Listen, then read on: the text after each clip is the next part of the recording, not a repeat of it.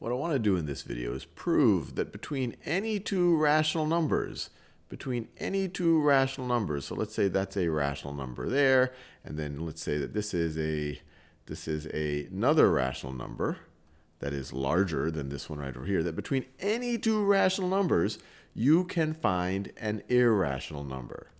You can find an irrational number. So that number right over there is irrational. That you can find at least one irrational number. And that's kind of crazy because there's a lot of rational numbers. There's an infinite number of rational numbers. So we're saying between any two of those rational numbers, you can always find an irrational number. And we're going to start thinking about it by just thinking about the interval between 0 and 1. So if we think about the interval between 0 and 1, we know that there are irrational numbers there. In fact, one of them that might pop out at you is 1 over the square root of 2. 1 over the square root of 2, which is the same thing as the square root of 2 over 2, is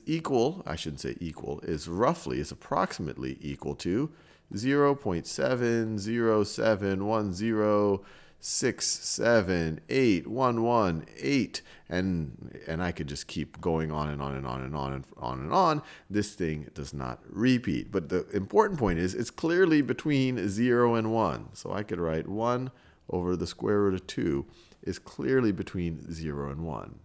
So the way that I'm going to prove that there's an irrational number between any two rational numbers is I'm going to start with this set of inequalities, and I'm going to manipulate it so I end up with an R1 over here and an R2 over here. And then I would have, from 1 over square root of 2, I would have manipulated this to construct that irrational, at least one of the irrational numbers that's between those two rational ones.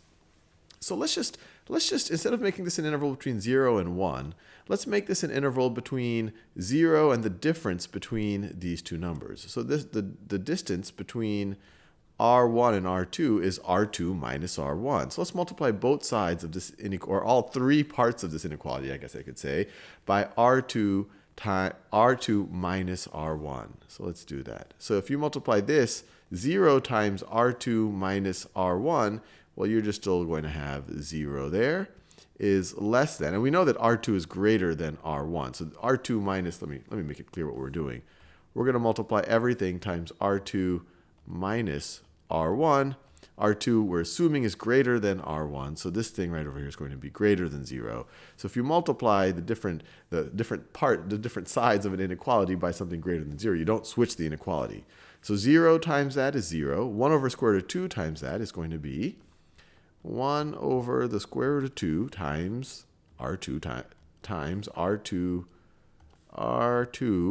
minus R1 minus R1. And then that's going to be less than. That's going to be less than. Well, 1 times that is just going to be R2. That's just going to be R2 minus R1 minus R1. And now we just have to kind of shift everything over. So let's add R1 to all sides of this.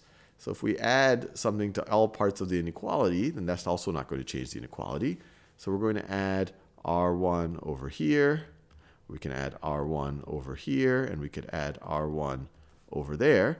And so on the left-hand side, we have R1 is less than R1 plus, let me just copy and paste all of this so I don't have to keep changing colors. Whoops, that's not what I wanted to do.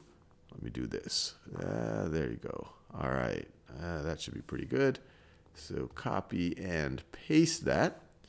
R1 plus this, plus that, let me write the plus down, plus that is less than, it's a different shade of blue, is less than, well, what's R1 plus R2 minus R1? Well, that's just going to be R2.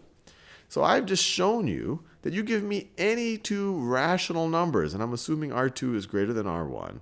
I have just constructed an irrational number that's going to be between those two rational numbers.